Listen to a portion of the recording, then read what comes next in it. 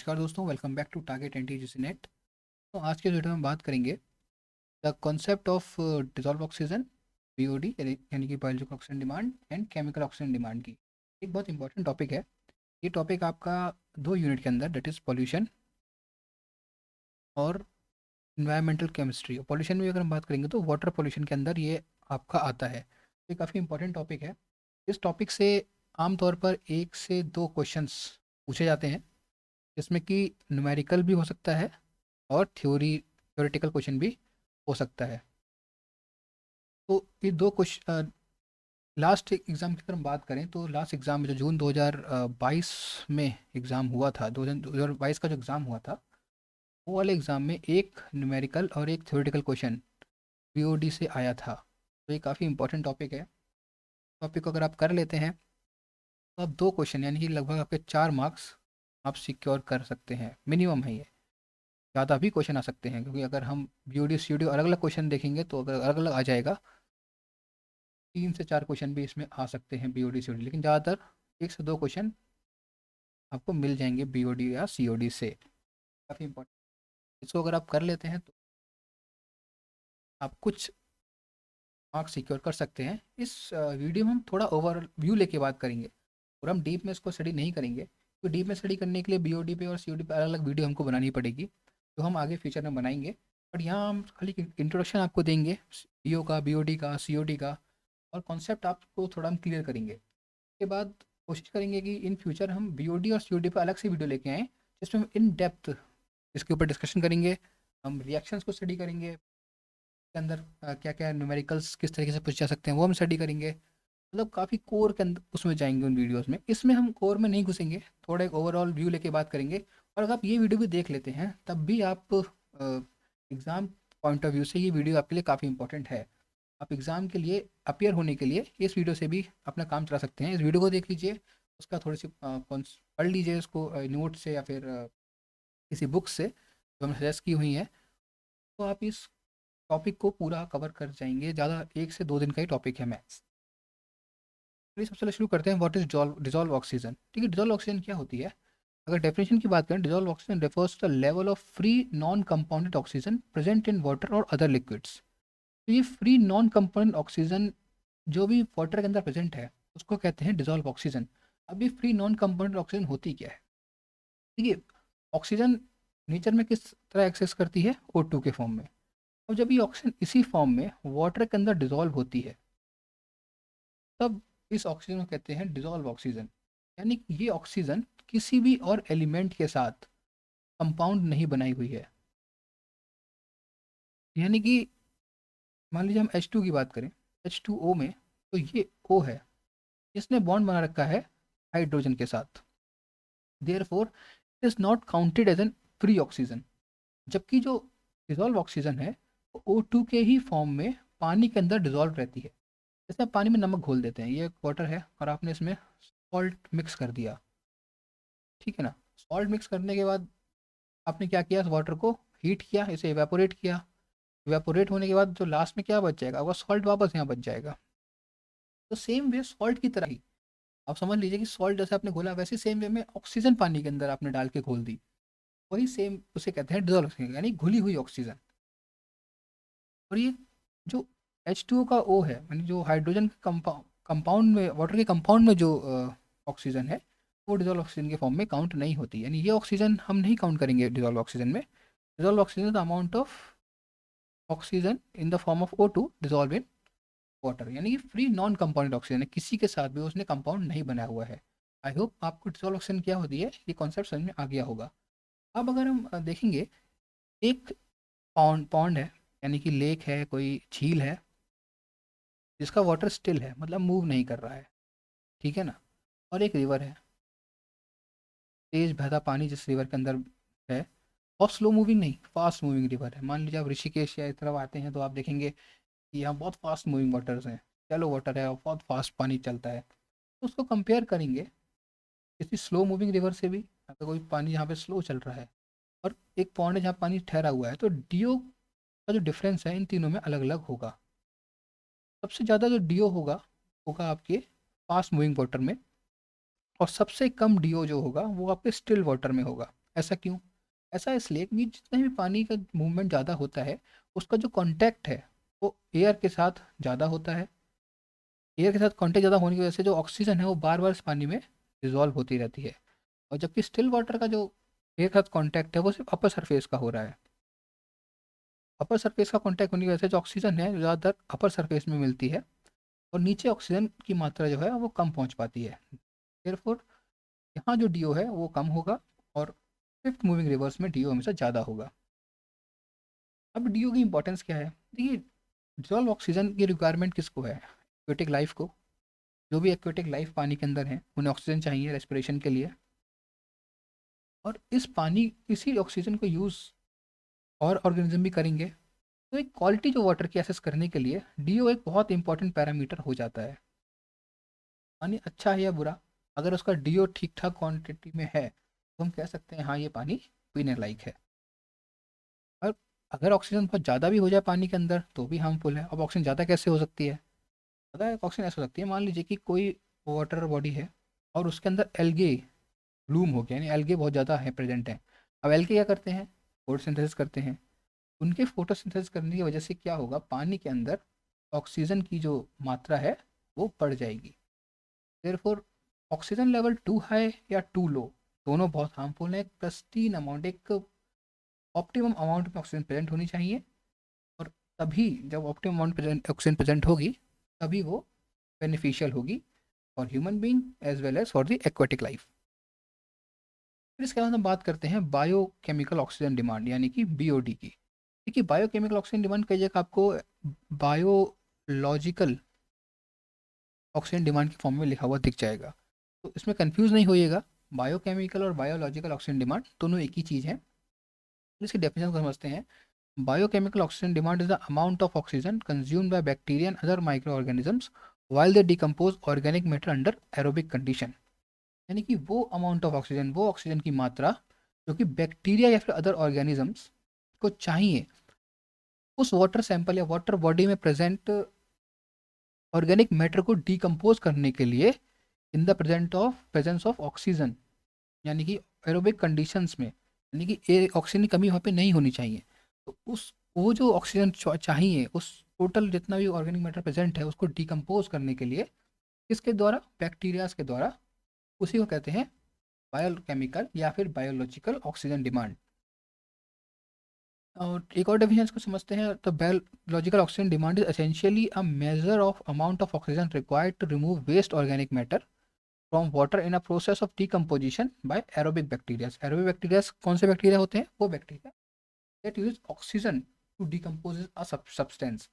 तो वो बैक्टीरियाज के थ्रू जो भी ऑर्गेनिक वेस्ट मैटर पानी के अंदर प्रेजेंट है उसको डिकम्पोज करने के लिए जितना भी ऑक्सीजन लगेगा, ऑक्सीजन को यूज़ करके उसको डिकम्पोज करेंगे और द रेस्पिरेशन एंड ऑल, उसके थ्रू जितना भी डिकम्पोजिशन वो कर पाएंगे, जितना ऑक्सीजन उनको चाहिए, it is known as BOD. अब बीओडी क्या है कि इन्वायरमेंटल स्ट्रेसेस, इन्वायरमेंटल स्ट्रेस मतलब टेम्परेचर, फिर आपका रेन होना, पानी, फिर ह्यूमिडिटी, ये सब मैटर इन्वायरमेंटल स्ट्रेसेस के फॉर्म में आते हैं। तो इन्वायरमेंटल स्ट्रेस और ह्यूमन इंड्यूस फैक्टर्स जो हैं बीओडी के ऊपर या फिर पानी के अंदर जो डिजॉल्व ऑक्सीजन है उसके ऊपर इम्पैक्ट करते हैं। अब क्या क्या फैक्टर्स जो बीओडी को इम्पैक्ट करते हैं उसको हम थोड़ा आगे पढ़ेंगे। फिलहाल समझ लीजिए कि डिजॉल्व ऑक्सीजन कम हो सकती है इन्वायरमेंटल स्ट्रेसेस या फिर ह्यूमन इंड्यूस फैक्टर की वजह से, जिसकी वजह से बीओडी के ऊपर एक इम्पैक्ट आता है, यानी कि उन बैक्टीरियाज को वो ऑप्टिमम अमाउंट ऑफ ऑक्सीजन नहीं मिलेगी जिसकी वजह से वो जो आपका बी ऑर्गेनिक मैटर है उसको डिकम्पोज कर सकें। और जब ऑर्गेनिक मैटर डिकम्पोज नहीं हो पाएगा तो वो वाटर में प्रेजेंट रहेगा, और अगर उस वाटर को कंज्यूम करेगा तो वो ह्यूमन के लिए भी हार्मफुल है, साथ साथ वो ऑर्गेनिक मैटर उस वाटर के अंदर प्रेजेंट एक्वेटिक लाइफ को भी हार्मफुल रहेगा। तो बीओडी एक बहुत इंपॉर्टेंट पैरामीटर के फॉर्म में रहता है। हम देखते हैं कि हाँ वो अमाउंट ऑफ ऑक्सीजन प्रेजेंट है उस पानी के अंदर, ऑर्गेनिक मैटर है उसको डिकम्पोज वो कर पा रहे हैं बैक्टीरिया के नहीं। अगर वो उतना अमाउंट ऑफ ऑक्सीजन नहीं प्रेजेंट है then water quality is not good. तो जो बीओडी की लिमिट्स कुछ गवर्नमेंट सेट करती है, क्या लिमिट होती है वो हम आगे बात करेंगे। उस बीओडी की लिमिट के अंदर ही जो भी कमर्शियल है, प्लांट्स हैं, मैन्युफैक्चरिंग इंडस्ट्रीज़ हैं, जो भी वेस्ट रिलीज करने वाली कंपनीज हैं, उनको अपने वाटर को या अपने वेस्ट को प्री ट्रीट करना पड़ता है और उसका डिस्पोजल प्रोग्राम उन लिमिट्स के अंदर ही सेट करके बनाना पड़ता है, ताकि जो बीओडी की लिमिट है वो ब्रीच ना हो।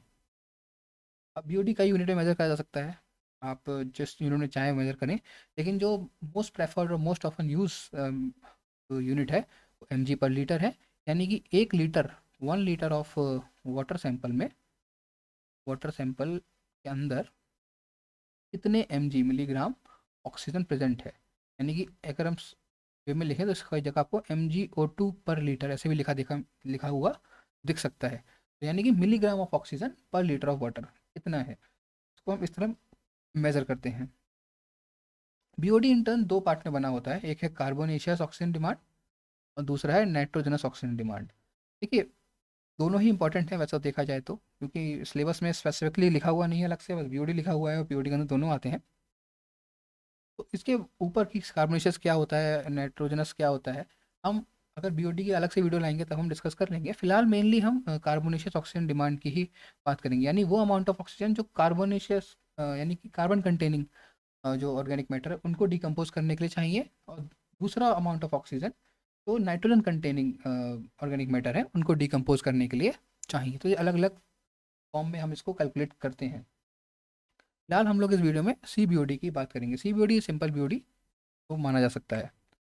फिर आता है 5D बीओडी टेस्ट। तो 5D बीओडी टेस्ट क्या हुआ, देखिए कोई एक वाटर सैंपल आप लेके आए फील्ड से या कहीं से भी आपने इकट्ठा किया और आपको उसका बीओडी मेज़र करना है। तो बीओडी कैसे मेज़र करेंगे, आपने Day 1 यानी कि जिस दिन आप सैंपल लाए उस दिन आपने DO कैलकुलेट किया, DO1 आपने कैलकुलेट कर लिया। अब अगले दिन अगर आप कैलकुलेट करेंगे तो फिर कुछ DO में डिक्रीज आपको दिखेगा, फिर आप कैलकुलेट करेंगे 5 दिन बाद फिर आपको डिक्रीज दिखेगा, फिर और आप जाएंगे ऐसे करते करते करते करते 10 दिन बाद भी आपको डिक्रीज दिखेगा। तो एक बहुत ही लंबा प्रोसेस ये हो जाता है और एक इनफाइनाइट प्रोसेस हो जाएगा। तो क्या ये फिजिबल होगा किसी इंडस्ट्री के लिए या किसी ऐसे इंसान के लिए बता पाना कि एग्जैक्ट कितना अमाउंट है, नहीं हो पाएगा। कि अब 100 दिन भी हो सकता है कि सैंपल को लगे पूरा ऑर्गेनिक मैटर को डिकम्पोज करने के लिए। तो इसके लिए क्या किया गया है, एक लिमिट सेट की गई है 5 डे की, यानी कि वो कितना अमाउंट ऑफ ऑक्सीजन चाहिए, 5 दिन के अंदर कितना अमाउंट ऑफ ऑक्सीजन कंज्यूम करते हैं माइक्रो ऑर्गेनिजम्स एक सैंपल के अंदर प्रेजेंट ऑर्गेनिक मैटर को डिकम्पोज करने के लिए। इसमें क्या करते हैं, एक सैंपल वाटर को लेते हैं, वेस्ट वाटर का सैंपल लेते हैं, ठीक है ना, उसको एक बीओडी बॉटल में रखते हैं। बीओडी बॉटल कुछ इस तरीके की बॉटल होती है, बहुत अच्छी ड्राइंग नहीं बन रही है बट कुछ इस तरीके की बॉटल्स होती है, और इस बीओडी बॉटल के अंदर सैंपल को रखा जाता है और इसका DO जो है Day 1 पे मेज़र किया जाता है। इसको DO1 या DO इनिशियल भी कहते हैं। Day 1 पे मान लीजिए X इसका DO निकल के आया। अब इस बॉटल को क्या करेंगे, एक डार्क प्लेस में रख देते हैं। डार्क प्लेस है जहाँ पे सनलाइट ना हो। ऐसा क्यों करते हैं, ऐसा इसलिए करते हैं क्योंकि देखिए अगर इस वाटर सैंपल के अंदर एल्गे प्रेजेंट होंगे और सनलाइट के प्रेजेंस में क्या होगा कि ये फोटोसिंथेसिस करेंगे, फोटोसिंथेसिस करेंगे तो इसके अंदर ऑक्सीजन और ऐड हो जाएगी, तो वो एक सही मेजर हमें DO का नहीं मिलेगा। देयरफॉर इसको डार्क प्लेस में रखते हैं, इस बॉटल के ऊपर स्टॉपर लगाते हैं ताकि बाहर से भी ऑक्सीजन इसके अंदर ना आ पाए। इसको हम स्टॉपर लगा के रख देते हैं डार्क प्लेस में, और 5 दिन के बाद Day 5 पे हम इसको निकालते हैं और फिर से इसका DO जो है मेज़र करते हैं। अब जो डिफरेंस है DO1 में और DO5 में, यानी कि DO इनिशियल और DO फाइनल, इसको हम DOI और DOF भी लिख सकते हैं। तो इसका जो डिफरेंस है यही आपका कहलाता है BOD। अब जैसे मैंने आपको बताया कि लाइट हम इसको दूर रखनी होती है, सील बॉटल में रखा जाता है ये, और इस प्रोसेस को स्टैंडर्डाइज करा जाता है at a fix temperature of 20 degree Celsius. यानी कि जो ये बॉटल है जो रखी जाएगी ये 20 डिग्री सेल्सियस में ही रखी जाएगी। ये टेम्परेचर फिक्स करके इसको हम रख देते हैं। अब देखिए किसी भी सैंपल का जो BOD है वो कई 100 मिलीग्राम पर लीटर हो सकता है, और जबकि सैचुरेटेड वाटर यानी कि एक वाटर जिसके अंदर हम पूरा ही ऑक्सीजन घोल दें तो उसका वैल्यू जो होती है 1 लीटर वाटर में 9.1 mg ही रहती है DO की वैल्यू एक सैचुरेटेड सैंपल ऑफ वाटर में। तो यानी कि अगर कोई सैंपल हम लेंगे और उसका DO निकालेंगे तो जितना ऑक्सीजन उसमें चाहिए उसको ऑर्गेनिक मैटर को डिकम्पोज करने के लिए, उतना ऑक्सीजन अगर प्रेजेंट नहीं होगा तो DO5 वाले दिन ऑक्सीजन खत्म हो जाएगा, वो जीरो आ जाएगा। यानी कि इसके बाद भी कुछ ऑर्गेनिक मैटर बच जाएगा। अगर और ऑक्सीजन होती तो हो सकता था ये ऑर्गेनिक मैटर भी डिसॉल्व हो जाता, तो एक करेक्ट मेजर BOD का नहीं माना जाएगा। देयरफॉर अगर फाइनल वैल्यू को हमको जीरो से ज़्यादा रखना है, मतलब एटलीस्ट DO लास्ट के दिन हमारे पास थोड़ी ऑक्सीजन BOD में लास्ट जब हम डे 5 को मेज़र करें तो उसके वहाँ पर कुछ ऑक्सीजन बची होनी चाहिए और ऑर्गेनिक मैटर ख़त्म होना चाहिए, तब वो सही मेज़र है BOD का। तो इसके लिए क्या करते हैं, प्रोसेस होता है डाइल्यूशन। यानी कि सैंपल ऑफ वाटर में, कुछ सैंपल ऑफ वाटर में हम डिस्टिल्ड वाटर को ऐड करते हैं ताकि उसका डाइल्यूशन कर सके और जो DO फाइनल है वो जीरो से अबव आए। अब कितना सैंपल लेके कितना डाइल्यूशन करा जाता है इसको हम डिस्कस BOD वाली वीडियो में ही करेंगे अलग से। अभी आप इतना समझ लीजिए कि DO फाइनल जीरो ना आए उसके लिए हम डाइल्यूशन को यूज़ करते हैं। यानी कि और डाइल्यूशन कितना कराता है, देखिए मान लीजिए 10 ml सैंपल लिया गया वेस्ट का और उसको हम डाइल्यूट करते हैं 300 ml तक। आमतौर पे जो BOD बॉटल होती है उसकी कैपेसिटी 300 ml की ही होती है। तो उसको हम 10 ml सैंपल लेते हैं, 300 ml तक उसको डाइल्यूट कर देते हैं। That is done from as calculation that has to be made. उसके बारे में हम अभी बात नहीं कर रहे हैं, वो हम बाद में ही डिस्कस करेंगे।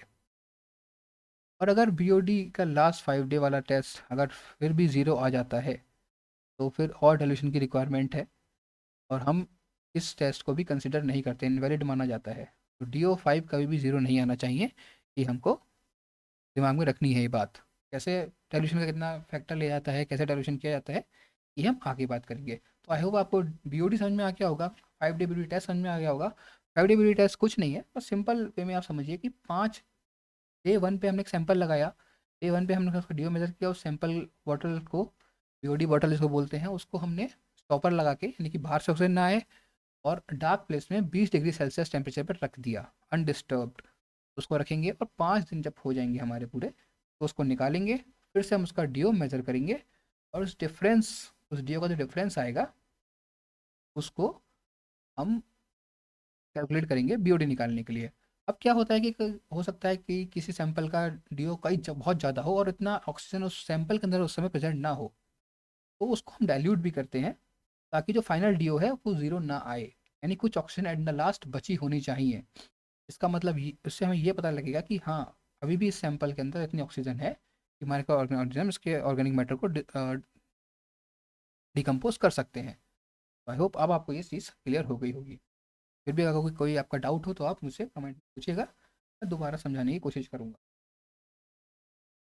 फिर इसको कैलकुलेट कैसे करते हैं, 5 डे BOD को अगर हमें कैलकुलेट करना होगा तो उसे कैसे किया जाता है। देखिए इसका सिंपल फार्मूला है BOD5 is equals to DOI यानी कि initial dissolve oxygen minus DOF, ये एफ छोटा वाला होगा यहाँ पे सब्सक्रिप्ट में, DOI minus DOF divided by P। P क्या है, P is the dilution fraction. DOI है आपका इनिशियल यानी कि डे 1 के दिन जो है आपका, और ये है आपका डे 5 के दिन, डिवाइडेड बाय P क्या है, डाइल्यूशन फ्रैक्शन है, that is volume of waste water, यानी कितना वेस्ट वाटर लिया गया।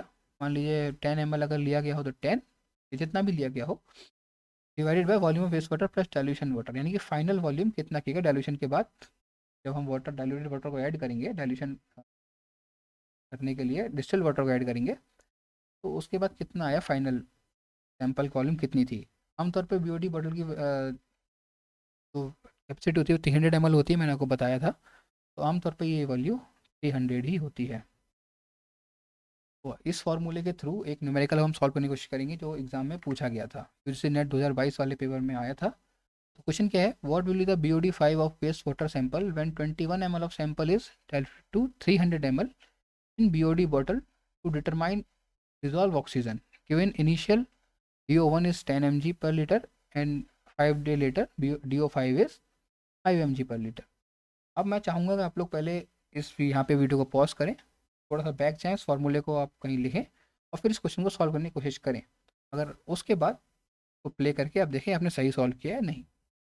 देखिए BOD5 हमने फॉर्मूले में देखा था DO1 minus DO2 upon P। और जो पी था वो था volume of waste water upon volume of waste water plus dilution, यानी कि फाइनल वॉल्यूम यहाँ पे हमको लेनी थी। तो P अगर हम निकालेंगे तो यहाँ पर आप देखेंगे कि वेस्ट वाटर सैंपल में कितना है 21 ml, तो 21 और डाइल्यूट कितना करके कितना किया गया उसको 300 ml, तो ये आपका P निकल के आ गया। और BOD5 फॉर्मूले में इसको हम पुट करेंगे तो DO1 कितना है, यहाँ देखेंगे आप DO1 है 10 और DO5 है आपका 5, तो 10 - 5 अपॉन 21/300, तो ये हो जाएगा 5 × 300 अपॉन 21। तो जब आप सॉल्व करेंगे तो आंसर निकल के आएगा आपका 71.4। तो सी जो है वो करेक्ट आंसर है इसका 71.4। तो ये एग्जाम में क्वेश्चन पूछा गया था लास्ट एग्जाम में, क्योंकि डायरेक्ट फार्मूला बेस्ड क्वेश्चन है, कोई इसको कंफ्यूज करने की कोशिश नहीं की गई है। सिंपल क्वेश्चन है, सिंपल अप्रोच आप यहाँ पे लगाएंगे और ये क्वेश्चन सॉल्व हो जाएगा। तो मैं चाहूँगा कि आप इस क्वेश्चन को सॉल्व करें। उसके बाद मैं अपने जो टेलीग्राम चैनल है मेरा, वहाँ पे मैं कुछ न्यूमेरिकल्स डालूंगा और फिर उन न्यूमेरिकल्स को आप सॉल्व करने की कोशिश कीजिएगा। कोई कन्फ्यूजन होगी तो आप वहाँ भी पूछ सकते हैं या फिर कमेंट सेक्शन में पूछ सकते हैं। अब value, typical values of BOD and indication, यानी BOD की वैल्यूज़ आमतौर पे क्या आती हैं और वो क्या इंडिकेट करती हैं। देखिए, अगर कोई भी BOD की वैल्यू 1 mg से कम आती है तो हम उस वाटर को प्रिस्टीन वाटर क्वालिटी मानते हैं, यानी कि इस पानी की जो क्वालिटी है वो काफ़ी अच्छी है। 2 से 8 mg पर लीटर की जो वैल्यू होती है उसमें हम उसको मॉडरेटली पॉल्यूटेड वाटर मानते हैं। और 8 से अगर ज़्यादा BOD की वैल्यू है, 8 mg पर लीटर से ज़्यादा अगर BOD की वैल्यू है तो उस पानी को सीवियरली पॉल्यूटेड वाटर माना जाता है। कौन कौन से फैक्टर्स हैं जो BOD को अफेक्ट करते हैं? फैक्टर्स हैं टेम्परेचर, टेम्परेचर से साथ उसका इन्वर्स प्रोपोर्शन रिलेशनशिप होता है, यानी टेम्परेचर बढ़ने पर जो DO है या BOD है वो थोड़ा कम हो जाता है, BOD कम होता है टेम्परेचर पे। pH वैल्यूज़ भी इसको इम्पेक्ट करती हैं, pH की वजह से कई बार जो माइक्रो ऑर्गेनिजम्स हैं वो भी सही से वर्क नहीं कर पाते, उनकी एफिशिएंसी पे इम्पैक्ट पड़ता है। देयरफॉर BOD की वैल्यू तब भी घटती है pH अगर वाटर का ठीक ना हो तो। कई सारे ऑर्गेनिज्म ऐसे होते हैं जो एरोबिक बैक्टीरिया से ग्रोथ को अफेक्ट करते हैं, अगर वो प्रेजेंट हैं तो भी BOD के ऊपर इम्पैक्ट आएगा। फिर ऑर्गेनिक सब्सटेंस अगर प्रेजेंट होगा तो भी BOD के ऊपर इम्पैक्ट आएगा। और किस टाइप का ऑर्गेनिक सब्सटेंस, किस अमाउंट में वो organic substance, organic matter present है पानी के अंदर, वो भी डिपेंड करेगा, अफेक्ट करेगा आपके BOD को। तो ये कुछ फैक्टर्स हैं जो BOD को अफेक्ट करते हैं।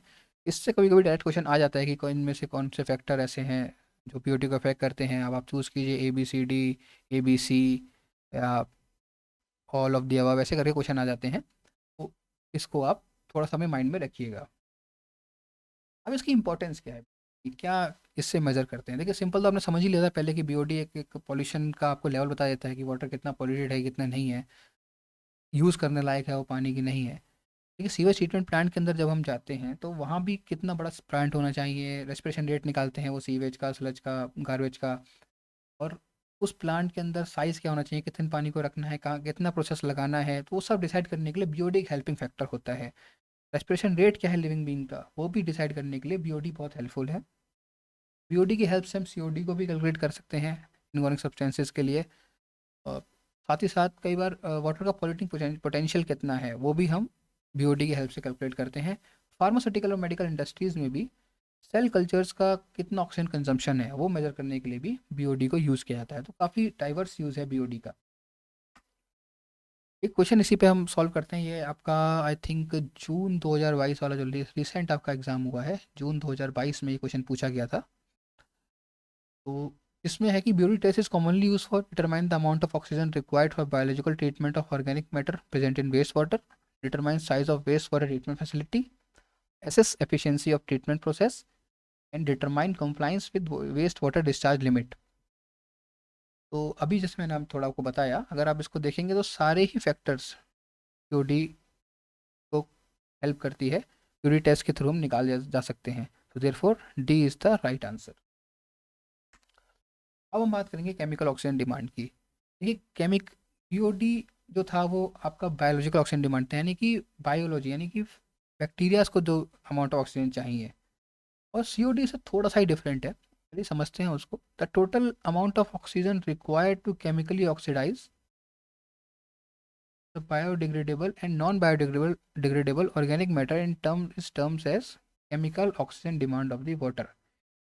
यानी कि वो अमाउंट ऑफ ऑक्सीजन चाहिए ताकि वो केमिकली हम किसी बायोडिग्रेडेबल या नॉन बायोडिग्रेडेबल ऑर्गेनिक मैटर्स को डिकम्पोज कर सकें। केमिकली मतलब with the help of some chemical हम उसको डिकम्पोज कर सकें, तो उसके लिए जितना ऑक्सीजन चाहिए that is known as the chemical oxygen demand. Chemical oxygen demand जो मेजर की जाती है वो है मिलीग्राम पर लीटर के अंदर, या पीपीएम में भी इसको कई बार मेजर करते हैं। तो a COD test can be used to easily quantify the amount of organics in the water। COD test से काफ़ी आसान होता है, काफ़ी फास्ट होता है, और इससे हम काफ़ी इजीली कितना ऑर्गेनिक मैटर प्रेजेंट है उस वो भी क्वांटिफाई कर सकते हैं, इनऑर्गेनिक कितना प्रेजेंट है वो भी हम इजीली क्वांटिफाई कर सकते हैं। तो मोस्ट कॉमन एप्लीकेशन है वो is in quantifying the amount of oxidisable pollutant found in surface water, example lake या वेस्ट वाटर। यानी कि वो अमाउंट ऑफ पॉल्यूटेंट जो ऑक्सीडाइजेबल हैं, यानी कि जो ऑक्सीजन के साथ रिएक्ट करके कुछ और सब्सटेंस बनाते हैं, वो कितने कितने प्रेजेंट हैं वो क्वांटिफाई करने के लिए COD test is a useful test. COD is useful in terms of water quality by providing a metric to determine the effect if effluent will have on receiving body, much like biochemical oxygen demand। तो COD जो है water quality के matric को, मतलब हम water quality के वो parameters हैं उसको डिटरमाइन करने के लिए हेल्प करता है, और ये बताता है कि जो वाटर है कितना इफेक्ट करेगा जब हम किसी उसको कोई कंज्यूम कर रहा है। वही जैसे पैरामीटर BOD एक पैरामीटर है, वैसे इस इन COD भी एक वाटर क्वालिटी का अच्छा पैरामीटर माना जाता है।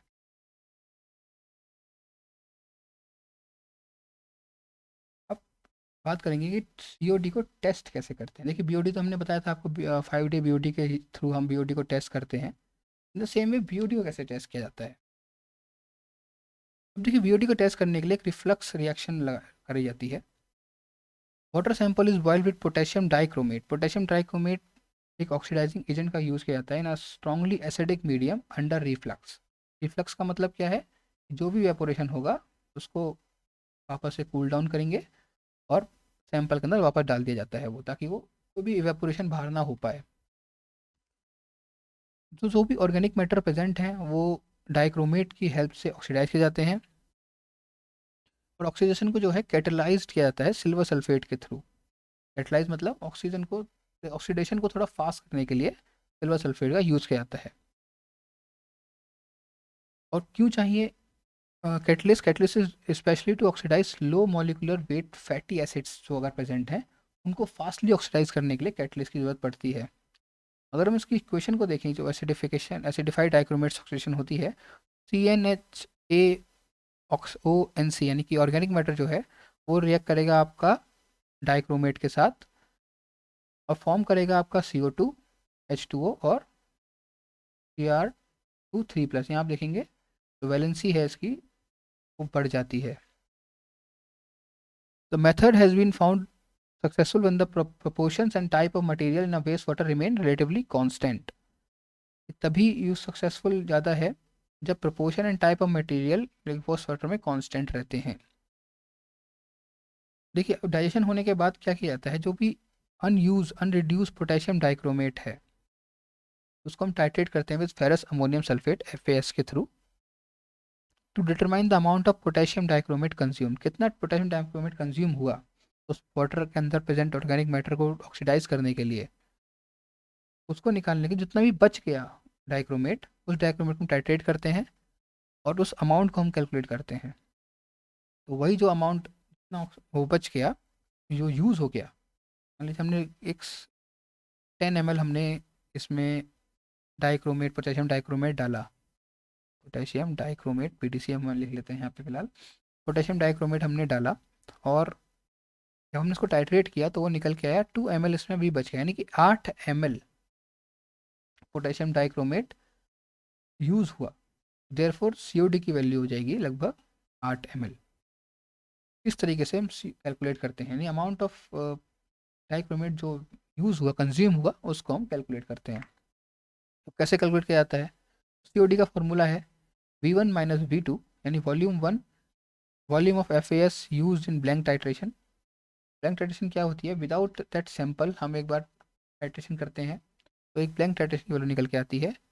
और V2 क्या है? Volume of FAS use in back titration, यानी कि वेस्ट सैंपल के साथ, यानी कि वेस्ट सैंपल या सैंपल टाइट्रेशन, जो भी आप इसे कहना चाहें, उसके साथ टाइट्रेट करते हैं तो जो वैल्यू निकल के आती है into normality of FAS solution, यानी जो FAS सोल्यूशन है उसकी नॉर्मेलिटी कितनी है उसके साथ, into 8 × 1000 upon volume of sample in ml।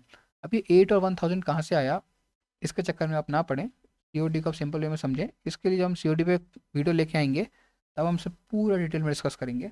अभी मैं आपसे ओवरव्यू लेके चल रहा हूँ, काफ़ी चीज़ें मैं छोड़ रहा हूँ बीच में भी, क्योंकि काफ़ी कॉम्प्लेक्स हो जाएगा आपको समझने के लिए। अब देखिए, ये फॉर्मूला अच्छे से याद कर लीजिएगा, एग्जाम में हो सकता है इस पे क्वेश्चन आ जाए। डायरेक्ट फॉर्मूला बेस्ड क्वेश्चन ही आते हैं, कुछ और टाइप के क्वेश्चन भी आते हैं, वो मैं अभी आपको न्यूमेरिकल सॉल्व कराऊंगा तो मैं समझा दूंगा। उसके लिए आपको डायरेक्ट छोटे छोटे कुछ फॉर्मूलेज को याद करना है और उसके थ्रू वो क्वेश्चन को सॉल्व करना है, बहुत आसान रहता है। देखिए, पोटेशियम परमैंगनेट बहुत पहले यूज़ किया जाता था एज ऑक्सीडाइजिंग एजेंट, बट इसको रिप्लेस कर दिया गया क्योंकि कई सारे ऑर्गेनिक मैटर इससे ऑक्सीडाइज नहीं हो पाते थे। आजकल जो यूज़ होते हैं वो है ceric sulphate, potassium iodate and potassium dichromate. और potassium dichromate is the most effective, it is able to oxide all organic matter, और ये काफ़ी चीप है और इजी टू प्यूरीफाई है। क्वेश्चन आ सकता है कि इनमें से कौन सा है जो यूज़ होता है as a oxidising agent in COD, तो आपको पता होने चाहिए कि कौन कौन से कंपाउंड यूज़ होते हैं। तो इसको आप नोट कर लीजिएगा और याद रखिएगा। अब ऑर्गेनिक इंटरफेरेंस क्या होती है? देखिए, कई सारे इनऑर्गेनिक सब्सटेंसेस प्रेजेंट हैं और उसकी वजह से क्या होता है, जो COD का डिटर्मिनेशन होता है उसमें इंटरफेरेंस क्रिएट हो सकती है। अब सबसे बड़ा जो इंटरफेरेंस करता है वो क्लोराइड है, सबसे ज़्यादा प्रेजेंट होता है, वो हाई कंसंट्रेशन होता है वेस्ट वाटर के अंदर क्लोराइड का। तो इस इंटरफेरेंस को कम करने के लिए, कुछ सब्सटेंस के इंटरफेरेंस को कम करने के लिए हम यूज़ करते हैं कुछ रिएजेंट्स का। जैसे मर्क्यूरिक सल्फेट को हम ऐड करते हैं to eliminate the chloride interference. In the same way sulphamic acid को ऐड करते हैं to the sample to eliminate nitrite. ऐसे कई सारे और अनऑर्गेनिक सब्सटेंसेस भी होते हैं जिनको अगर हमें पता है वो प्रेजेंट है वेस्ट वाटर में, तो उसके इंटरफेरेंस को हमको हटाना पड़ेगा बाय एडिंग अ रीएजेंट। तो ये मेन दो हैं, नाइट्राइड और क्लोराइड। इनको कम करने के लिए जो यूज़ होता है वो नाइट्राइड के लिए सल्फामिक एसिड है और क्लोराइड के लिए आपका मर्क्यूरिक सल्फेट है। तो उसको आप याद रखिएगा, हो सकता है इससे कोई क्वेश्चन बन जाए। अब कुछ पॉइंट हैं जो आपको याद करने हैं न्यूमेरिकल्स को सॉल्व करने के लिए। तो पहला तो एक फॉर्मूला ये भी है आपका, COD is equals to C/FW into RMO/32 into 32, sorry. तो C क्या है? C है concentration of oxidisable compound in the sample. FW क्या है? Formula weight of oxidisable compound in the sample. And ratio RMO क्या है? Ratio of number of moles of oxygen, number of moles of oxidisable compound in the reaction to CO2 water and ammonia. इस फॉर्मूले को आप कर लेना। आमतौर पर इस फॉर्मूले से क्वेश्चन आता नहीं है, बट बाई चांस अगर आ जाए तो आपको एक फॉर्मूला याद होना चाहिए ताकि आप इसको सॉल्व कर सकें। साथ साथ कुछ आपको याद करने हैं ये कि 1000 ml यानी कि 1 litre of one normal K2Cr2O7 is equivalent to 8 gram of oxygen या फिर O2। Same way 1000 ml of 1 molar K2Cr2O7 is equivalent to 48 gram of oxygen. ये दो चीज़ें आपको याद रखनी है, अच्छे से रट लीजिए इसको। इसके थ्रू भी न्यूमेरिकल्स आते हैं और आपको सॉल्व करने हैं। चलिए सबसे पहले इस क्वेश्चन को लेते हैं। डायरेक्ट फार्मूला बेस्ड क्वेश्चन है, एग्जाम में पूछा जा चुका है। 25 ml of sewage water when treated with 50 ml of K2Cr2O7 requires 18 ml of 0.25 normal FAS solution. Under similar condition for blank titration 30 ml of FAS solution is consumed. Calculate COD of waste water. अब हम वापस से फॉर्मूले पे जाते हैं। ये रहा हमारा फॉर्मूला। इस फॉर्मूले को अगर हम रखते हैं वहाँ पे और डायरेक्टली हम इसमें वैल्यूज़ को पुट करते हैं, COD of waste water is equals to V1 minus V2, यही हमारा फॉर्मूला था, into normality of FAS into 8 × 1000 upon P, volume of sample in ml। ये आपका फॉर्मूला है, यहाँ पे हम सिंपल वैल्यू को पुट करेंगे। तो V1 कितना है 30, V2 कितना है 18, नॉर्मेलिटी यहाँ कितनी दी हुई है 0.25, 8 into 1000 on volume of water sample कितना दिया है 25। इसको जब हम सॉल्व करेंगे तो 30 माइनस 18 यानी कि 12, ये हुआ 0.25 इंटू 8 इंटू 25,